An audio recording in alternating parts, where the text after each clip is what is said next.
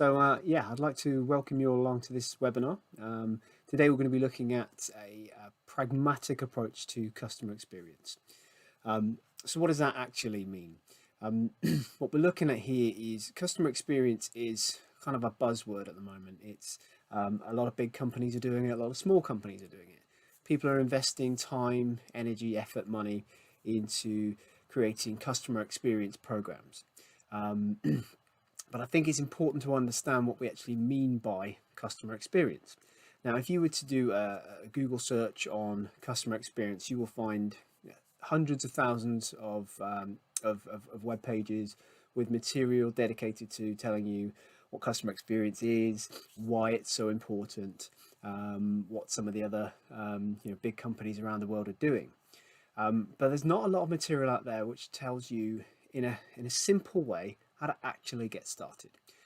So today I wanted to talk you through just a very simple basic system that we use at Lean Dimensions International to help customers to develop a customer experience program and to actually get started.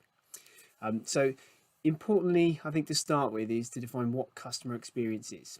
Now, again, there is any number of different definitions that you can think of around what customer experience is, and each and every company will come up with their own that means something to them. But what I'd like to show you here is our definition of customer experience.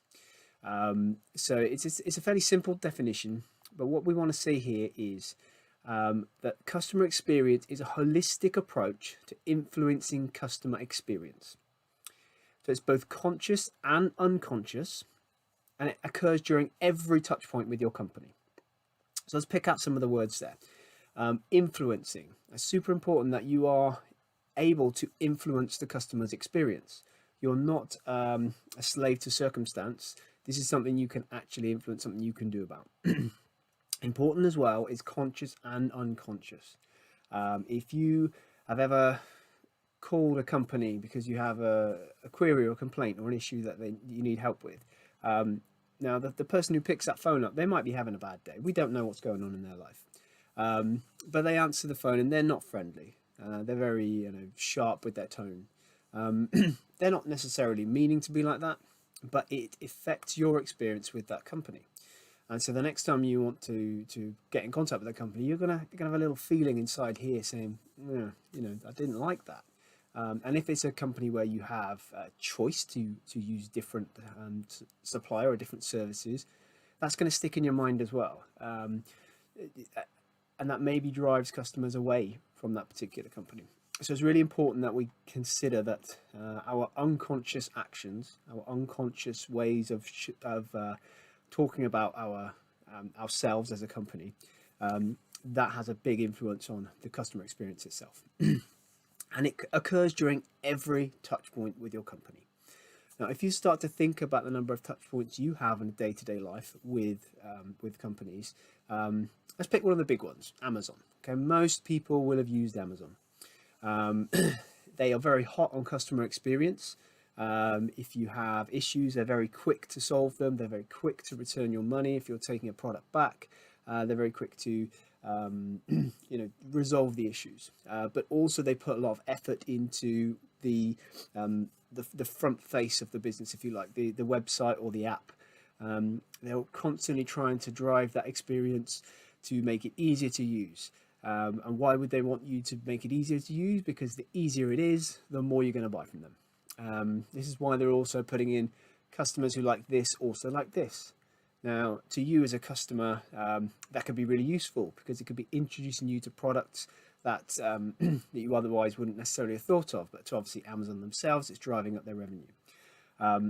So if you think of, I've just mentioned a couple of touch points there in terms of getting in contact with them, through web chat or just through their online forms, looking at the website itself. But that's not the only touch point I have with Amazon. If I'm watching TV during the advert break, an Amazon advert might come on. Yeah, if I'm driving down the road, I might see an Amazon truck. If I'm going to get a cup of tea in a Starbucks or something like that, There could be someone in there with Amazon branded clothing also, buying a coffee. So that is a touch point in and of itself. If they cut in front of you in the line, with a big Amazon on their back, that's going to stick in your mind about, how that company works. So this is why we say every single touch point. So it's, like I say, it's adverts, it's social media, it's people, it's vehicles, it's the experience you have with it, it's the product, it's the packaging, it's everything. So this is why I kind of just wanted to define what customer experience is, because it's important that we all have the same understanding as we move forward. Now, another thing people often look at is say, well, hang on, we've got CRM, customer relations management. Why do we need CXM, as it tends to be known? Why do we need customer experience management?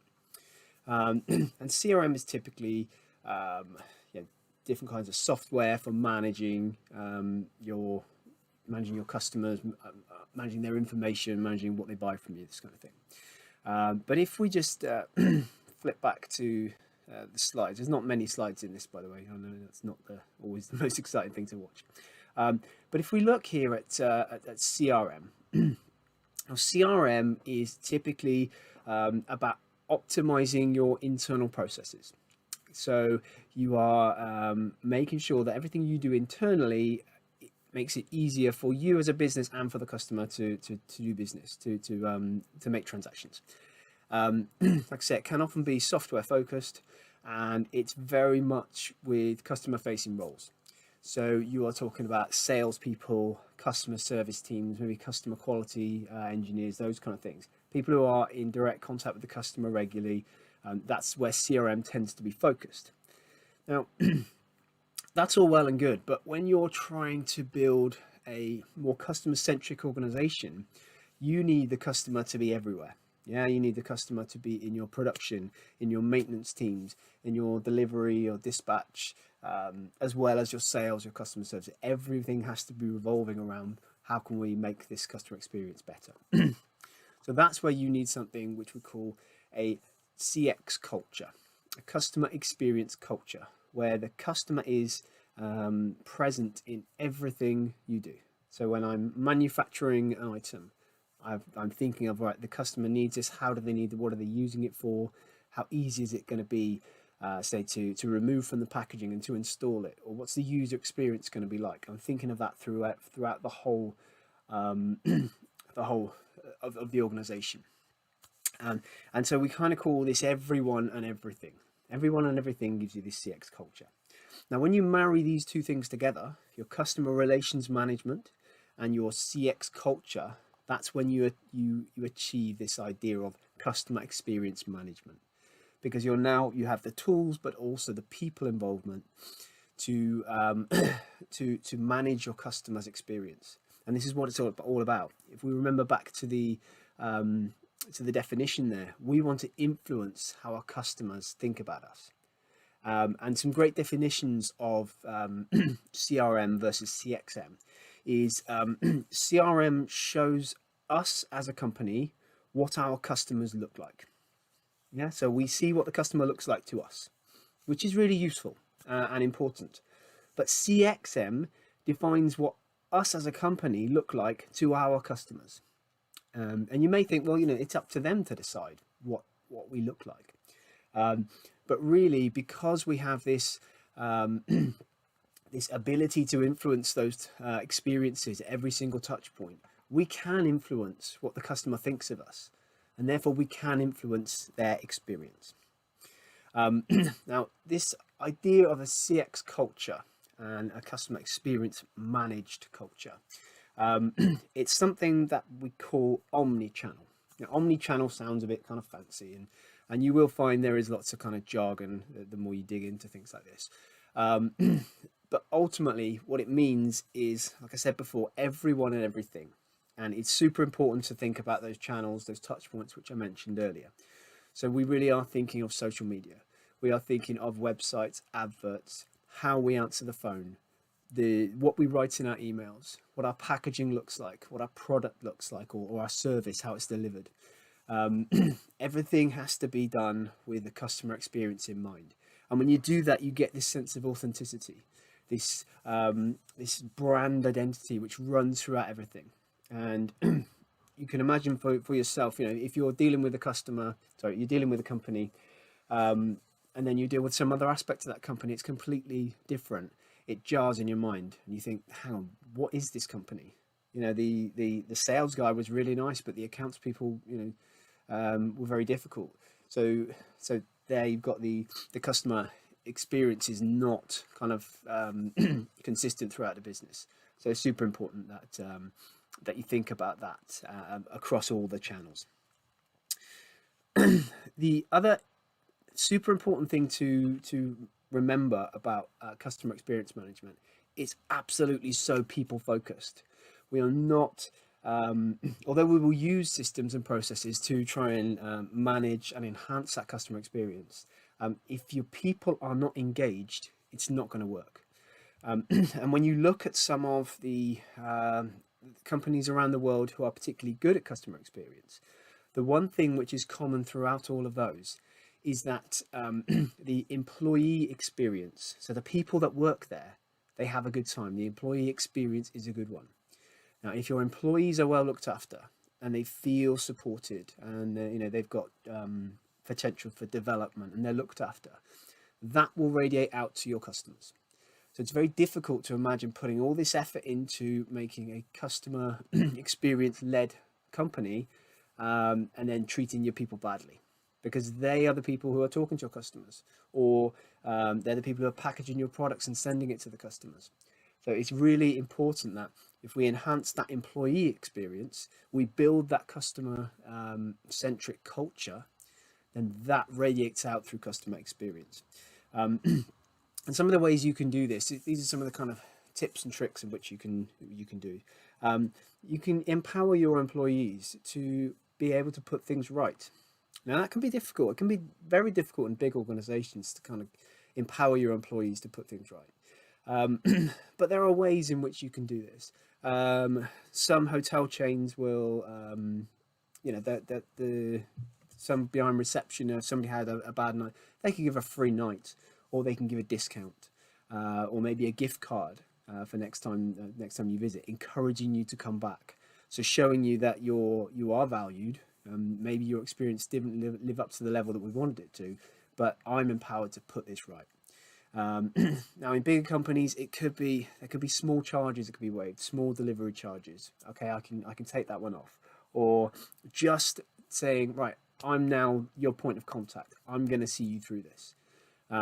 That in itself, that kind of personal touch, can really really enhance a customer experience in maybe a time when things aren't going perfectly. And there's that old saying, isn't it, that people do business with people. So even when we're looking at business to business kind of situations, there's still people doing business with people. There's still a buyer, there's still somebody selling, there's still customer services, there's still you know, production or service supply or something like that, but it's all people based. So the important thing there with being so people based is that people want to feel heard and appreciated and understood, and it's very difficult to do that through a kind of through a computer screen.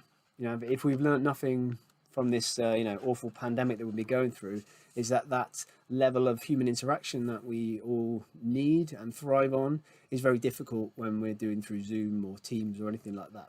I'm sure you've all been in meetings where, you know, you could honestly, you could have switched off, fallen asleep, and you might not have even been noticed, because we don't have that level of interaction. So we have to try and build that into a customer experience, making sure it's personal, it's people led.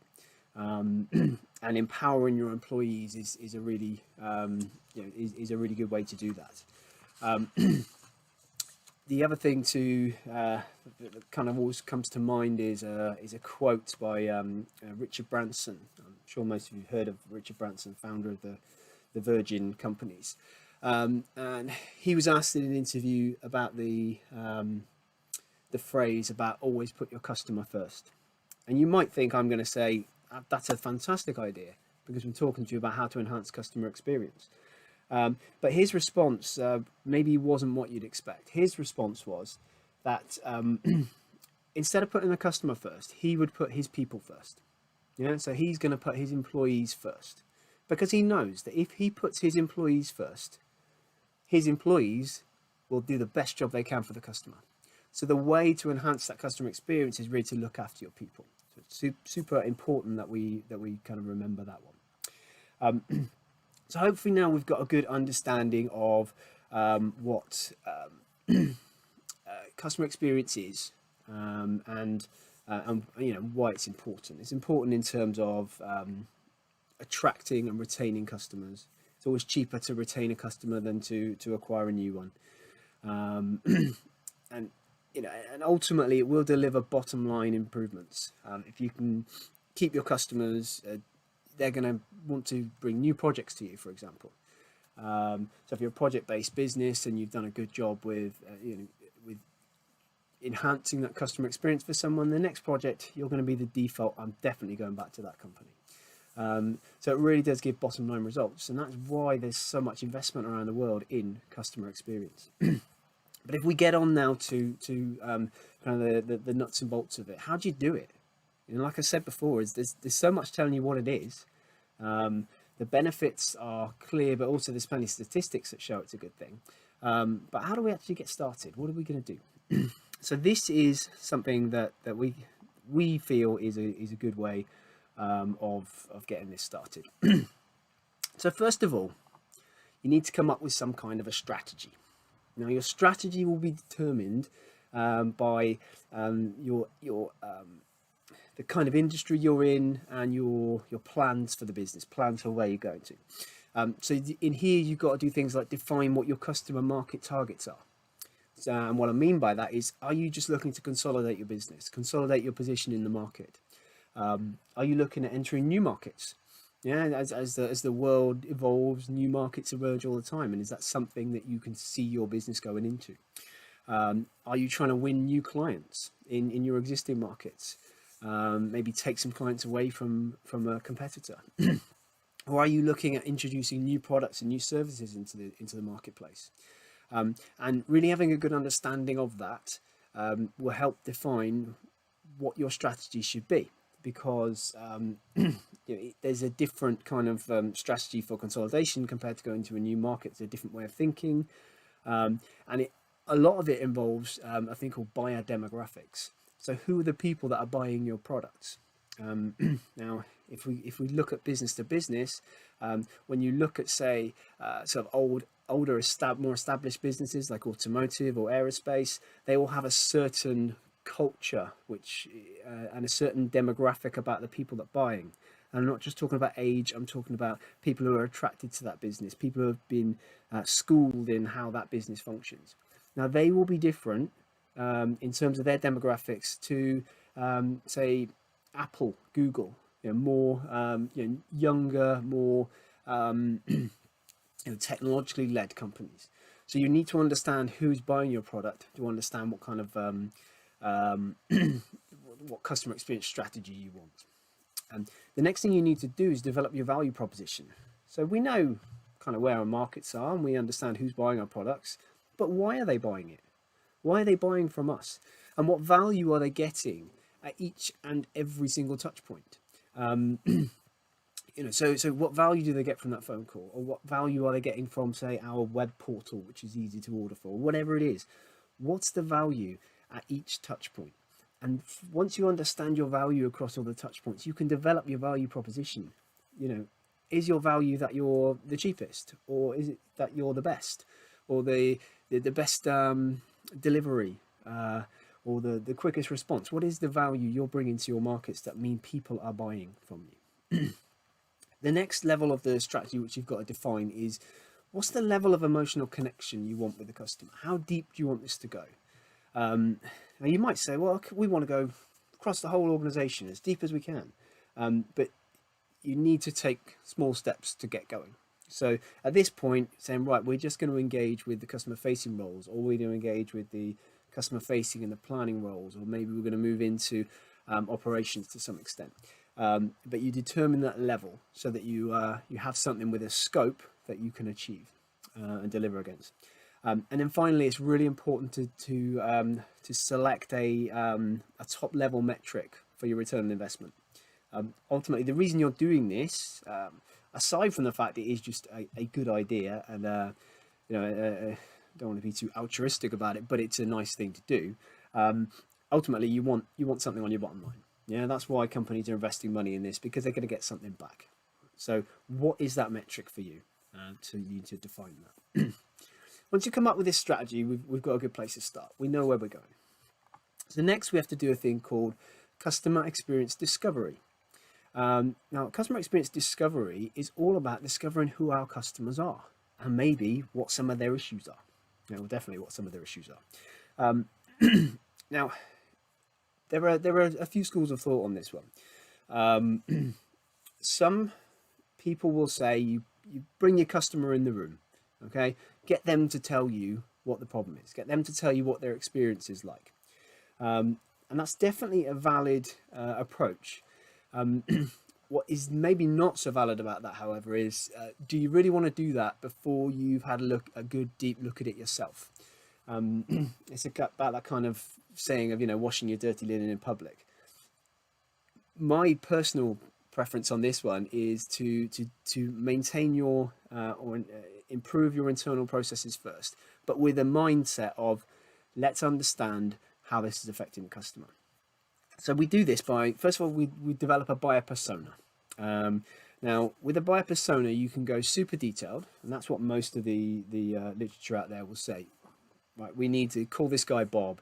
He's 45 years old. He's married with 2 children. He plays golf at the weekends. And now we're gonna map Bob's experience with our company. That's a good approach, but sometimes that can be too detailed. If you've got a wide span of a large customer base, sometimes it's valid to say, actually, we're going to map our buyer persona is going to be based on a specific customer or even a specific industry if we want to. So we can play around at this point and say, right, we want to go quite generic or we want to go super detailed, and that really will depend on where you are with your business and what your specific issues are. But certainly, I would say it's something you can play with. It's something you can choose the best approach for you, and then you'll get the best value out. So we develop this buyer persona either based on people or industries, companies, that kind of thing. Then what we'll do is something called customer journey mapping. Now, again, this is another one where I've been involved in customer journey maps, and they've gone around 4 walls of a room, floor to ceiling, with all this different data on there, and you look at that and you spend days doing it and you think, I have no idea what any of this means. I cannot, it's too much stuff here. I just can't contemplate what it is. So we very much preach the KISS principle. Keep it simple and straightforward. You can always add over time. Yeah, but if you wait to deliver the perfect customer journey map, all you'll do is plan and plan and plan forever, and you'll never get started. So what I say you should do with the customer journey map is keep it fairly simple. You want to define what the scope is. Are we looking at the entire customer journey from the point when they hadn't even heard of us right through to kind of after sales? Or are we looking at a specific buying process? What is that scope? And once you define that scope, it makes the customer journey map much more relevant. So within the journey map, we're looking at what are the touch points in the various stages of that customer experience. Now, we can go quite generic, like things like onboarding, awareness, all these kind of things. Or we can actually look at the buying process itself, if that's what we choose. So when they're ordering, what their order acknowledgement is, when they receive the parts, these kind of things. So you map out the customer experience which matches what you're trying to achieve and matches your business. So looking at those touch points, understanding what all the channels are, which I said before about emails, phone calls, websites, those kind of things. And what's really important is something called the sentiment line. And it's really what we're trying to do there is trying to understand how the customer is feeling through that experience. Now, if we know we have a particularly difficult ordering process, we know the customer is going to be feeling frustrated or anxious or annoyed. So we can start to create this sentiment line. Now, obviously, it's better if we can use real data from people. Yeah, if you could have a customer come in and tell you, that would be great. And I would say later down the line, that's the level you should be aiming for. But initially, use your own people. They know if someone's angry. They can tell on the phone. They can tell for the feedback they get.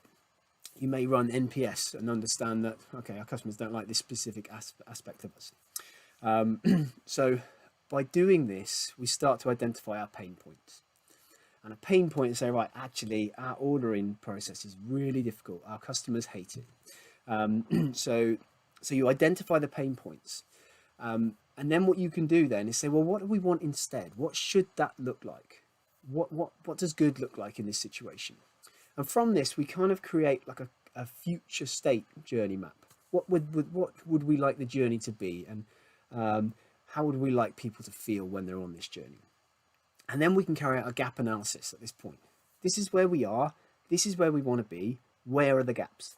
And once you've identified those gaps, you've got tangible projects you can launch to actually close those gaps and eradicate them. And that's when you move on to something called customer experience development. Now in this, what we do is we steal with pride from operational excellence. Okay, so operational excellence has some great tools, and one of them is the way in which it solves problems. Now, if you've got a gap, that's a problem. So what we do is we deploy projects to close those gaps. So we've identified the gap in the customer journey map. So now we can deploy projects to close it. We can develop what the problem is. We develop the goal. We give our project teams a criteria. So these are the rules of the game. This is your budget. This is the way we want it solved. But we don't tell them how, because it's up for the teams to work out the how themselves. They can then use any appropriate problem-solving tool. We tend to use a Kaizen approach, but any suitable problem-solving method to close that problem down. What we're also going to be then is defining what resources they need, what training and requirements they have. Is there any infrastructure or system requirements they might need? So what is it they actually kind of need to get this project done? During the customer experience development as well, we want to say, right, it's all well and good doing the journey map, but we can't do that every single day. So what are our measures for understanding how well we're doing? We're putting investment and time and energy in, and how do we know if that's going to actually give us any payback at all? So here we're going to develop some customer feedback monitoring measures. Now, NPS, as I mentioned, we can use surveys, tally charts of different things, customer complaints. There's the stuff that we have available to us, but there's also more kind of tactile feedback. I could tell, I was on the phone, I could tell they were annoyed with us. So bring that feedback in as well, because your people speaking to your customers, they are the voice of the customer for your organization, so they can bring that back in. So it's super important. What you also need to do is create an employee feedback system. As I said before, a good employee experience leads to a good customer experience. So listen to what your employees are saying. Listen to what they're telling you about, how they feel about their being able to focus on a customer when they're doing particular roles, how they feel about the way that job went out. Maybe they saw a box packed and think, I wouldn't want to receive a box like that. It doesn't look like it's packed with any care. So pick up on those employee feedback as well, because like I said before, a great employee experience gives a great customer experience. The last thing you need to do here, though, is make sure you sustain it. There's no point putting in all this effort, doing all this good work, getting everyone fired up and engaged in this, and then letting it fall flat. And we've all experienced things like that. So here we're looking at, all right, how can we sustain what we've done? And again, steal from operational excellence. We can use something called a performance control system. Now, performance control system is basically saying, how well is it going? Is there anything we need to do different? If it's falling off, what can we action to make sure it stops? And some of the things we can do here is we can track our top level metric, our top level return on investment metric. We can look at our customer feedback, so that can be shared around with everyone. Our employee feedback can be shown there as well, so we know Are employees happy? Are they not? Where is it going with this? We can also look at the project KPIs there as well. So when your projects are running, we can look at those KPIs, and we can have a good understanding of, okay, that's either succeeding, that one's not, and we can put in place straight away something to make sure that project delivers what it's supposed to deliver. Another thing we can do to sustain this is look at our organizational communication. And organizational communication is super important in this. Remember, one of the aspects we're trying to do is to build a customer experience culture. Now, if we are bad at communicating, we don't celebrate success, then pretty quickly the rest of your organization is going to get switched off to this, and then again it's just going to dribble away, and all that effort's going to be for nothing. So your organizational communication is super important. Any change management process you look at, 𝘾𝙪𝙨𝙩𝙤𝙢𝙚 8 steps, for example, is about communication. So if we don't have that communication commitment and strategy of how we're going to do it, your results will start to ebb away. The last part of sustainability is looking at horizontal and vertical expansion. So horizontal expansion is now saying, right, okay, we did this with customer A and it was really successful. Can we apply the same rules to customer B, or with a few tweaks? So basically, can we shortcut that process of not necessarily having to go through and look at all the gap analysis again? Is there things we've learned that we can straight away port across? So that's your horizontal expansion. Your vertical expansion is, right, now, why don't we bring this internal? Why don't we go down into the organization? Let's look at ourselves as a customer service team, and let's look at our customers. Our customers in the business will be the production teams, the planning teams. Let's look at what value we bring them. Yeah, we can do this process as an internal customer focus as well as an external customer focus. So that's another really good way of reinforcing the customer experience message to everyone, and kind of sustaining those improvements you make, and becoming customer centric, which everyone's trying to do at the moment, for good reason. The last point on this is that at the moment, this looks like a process. We started at strategy, we ended with sustainability. But of course, this is not a process, it's a system. So once you've gone through one round of this, you go back to your strategy and say, right, we're in a different place now. Okay, we're better here, we've done these improvements. Now, what do we do next? Or the world's moved on, we've got different customers now, what do we do next? So it's a cycle. You go round and round and round this, you never stop.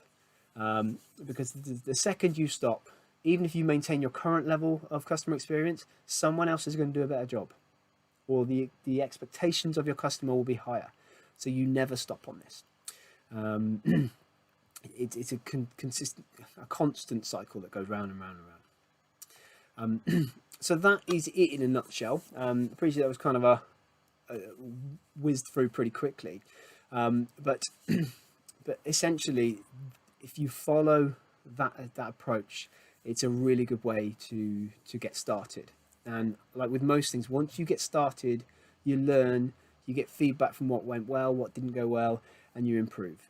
But getting started is the key thing. A lot of you will have never done customer experience before, so trying to plan a whole customer experience program when you've never done it before, what are you basing your plans on? You'll make a very detailed plan, and it'll be 100% wrong, because you've never done it before. So getting your feet wet, getting in there, trying some of the tools out, and using the system which I've shown you will get you started. I really hope that's been helpful, and in a few short moments we're gonna open up for a Q&A session, and I'll see you there. But thanks for your attention. Hope you've enjoyed it. If you want to continue this conversation, maybe if you're watching this on a recorded version, please reach out to me, or jump on our website, askLDI.com, and we'd be very happy to talk more with you about how you could implement this in your organization. Thank you very much.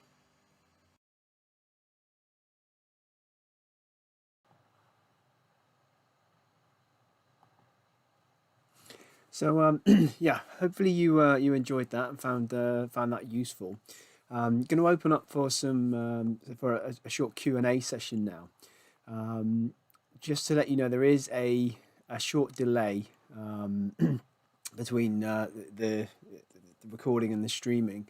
So there will be a short delay in your me replying to your questions. But if you want to pop any questions into the chat box there, they will come up to me, and like I think it's about 5 to 10 seconds delay, so they'll pop up. But hopefully, what you see from that is it's relatively simple to get started, and that's really what we're trying to achieve here. We're trying to make sure that it can seem such a big and complex process. Such a big subject. How do we become a customer centric organization? How do we build in this kind of idea of improving the customer experience? But really, if you take it pragmatically, you can do it on a very simple a very simple process, a very simple set of steps to move forward. So thanks for your comments. Thank you, Alex. Glad you enjoyed that. So Jan got me a question here. Give examples of touch points we might not think about, like the Starbucks example. Yeah, so touch points are everywhere. So it really is, and sometimes they're unconscious, and it takes a level of filtering to see them. And when I talk about filtering, I mean, let's say you want to replace your car, and you want to buy a red Volkswagen. Now, what you'll see for the next few days, you'll drive around and all you'll see is red Volkswagens. It's like, wow, where have all these come from? Well, they were always there. And subconsciously, you took them in, but it wasn't until your conscious mind picked up on them that you really noticed it. So touch points are like, even if somebody mentions a company, it's going to elicit some kind of response in you, even if it's at a subconscious level. When you see an advert on TV, or a social media advert, or someone mentions tags you into something on social media, these are all touch points with a company, and they change your perception of what that company is. So being aware of your touch points and being able to have influence over those influences how the customer experiences your particular company. So hopefully that answers your question. We've got John's asking what measures can be used to monitor the emotional connection throughout the organization. Fantastic. So we monitor the customer experience. Effectively, what we're looking for is what is the voice of the customer telling us within the company, and the voice of the customer typically comes from your customer services team and your sales team, the people who are speaking to the customer directly.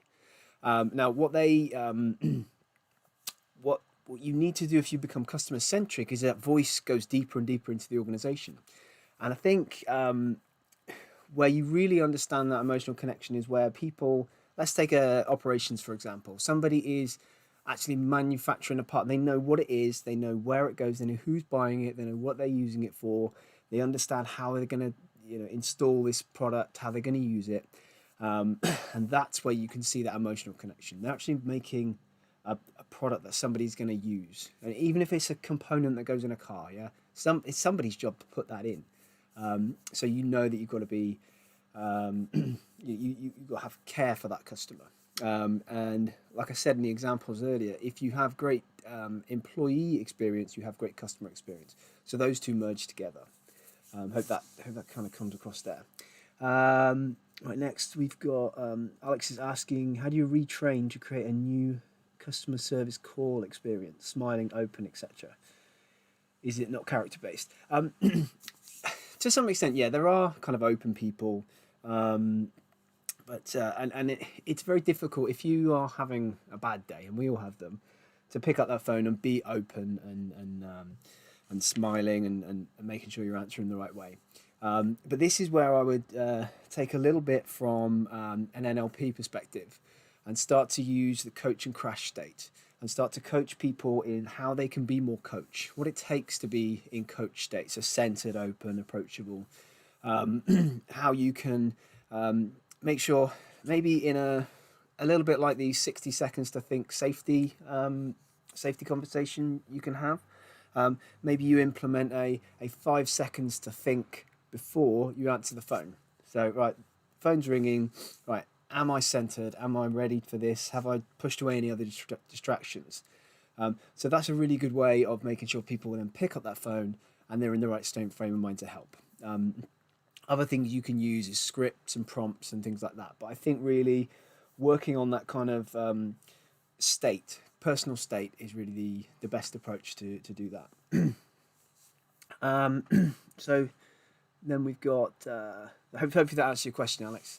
Anouk from Belgium. Hi Anouk, I hope you're doing well. It's been many years since I saw you, but I'm glad you enjoyed that.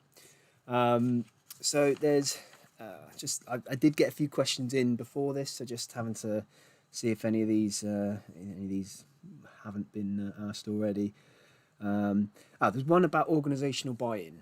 How do we ensure organizational buy-in throughout all those stages of the system? And organizational buy-in is essentially what we're trying to do here is affect cultural change. So it's a big change management project, effectively. And one of the best change management processes I know is to use 𝘾𝙪𝙨𝙩𝙤𝙢𝙀 steps, where bringing that organizational buy-in is all about creating a sense of urgency. Why do we need to do this? And then it's about communicating that. So create a vision for where you want to be and constantly communicate that vision. Make sure it's always at the top of people's lists. Because in corporate culture, there's always another new thing. And you don't want yours to kind of push down. So that's excuse me. So using 𝘾𝙪𝙨𝙩𝙤𝙢 steps throughout this process really helps ensure you maintain that organizational buy-in. Daniel's asking, the full cycle from strategy to sustainability, how long does the development and implementation of such a process take? Fantastic question, Daniel. Thanks for asking. It depends entirely on your scope.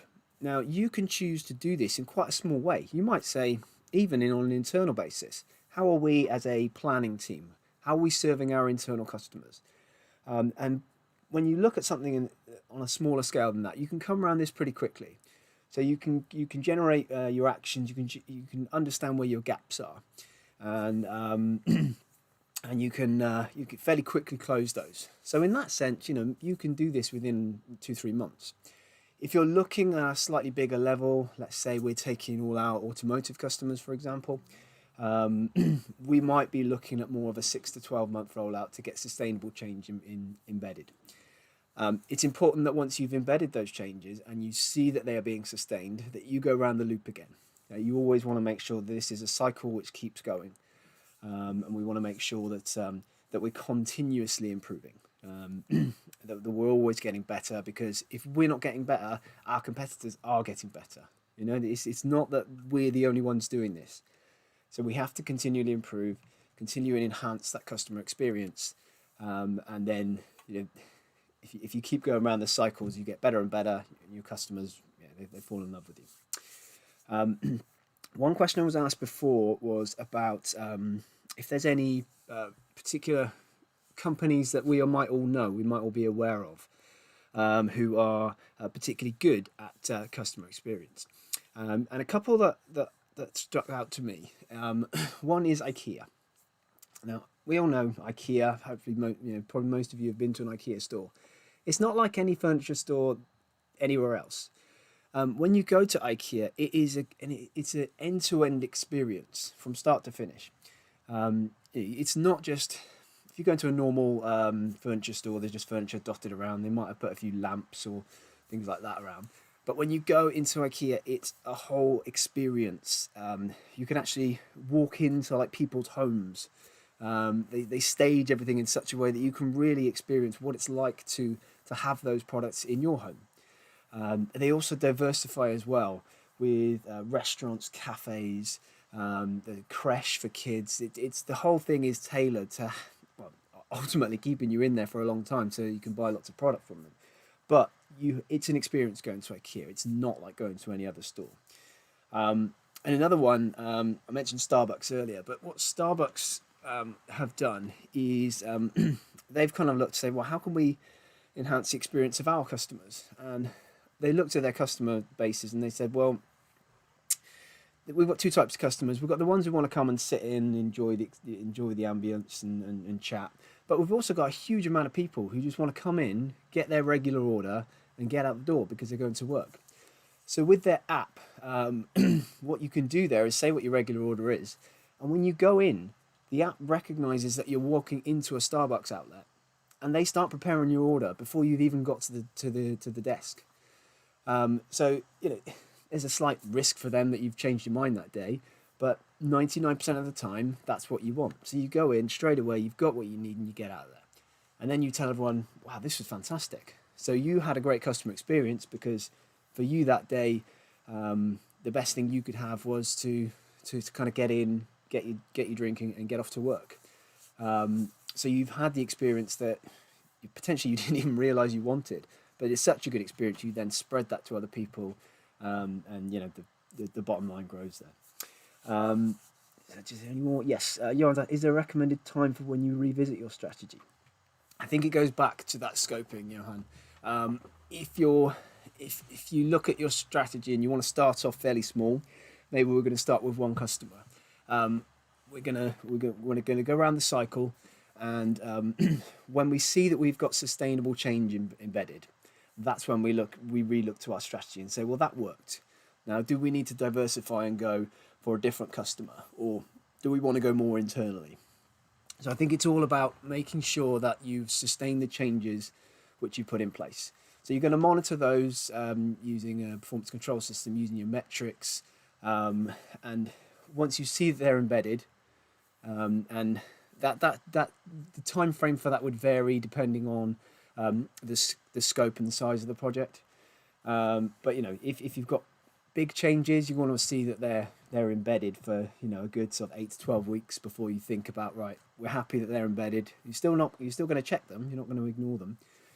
But that's where you kind of see, right, we're happy that they're sustained, and now what can we do now? What can we do more that is above and beyond what we've already done? So I think that's probably, unless anyone's got any other questions they want to pop up, we've covered most of the ones I had sent in previously. So I suppose all that leads me to say is thank you very much. Hopefully you found that useful. As I said before, one of the things we really want to do is continue the conversation with this, because I know a lot of companies struggle with how to implement, how to get started, because it just seems such a mountain. It's like, if you want to, it's like asking somebody to get up off the couch and run a marathon. Yeah, I can't do that. But what I could do is get off the couch and go for a walk. So I've taken some steps, and over time you build up, and then eventually you run the marathon. So it's very similar to that. So hopefully you've got some good pragmatic tips there. You can reach out to me on LinkedIn, or you can get in contact with me. It's james@askldI.com, or just in general, it's let'sdoit@askldI.com, because we think this pragmatic approach is really going to take hold, and this is what's going to get a lot of companies started with customer experience, and yeah, something we really want to be part of. So hope you enjoyed your time today. Take care, and I hope to speak to you soon.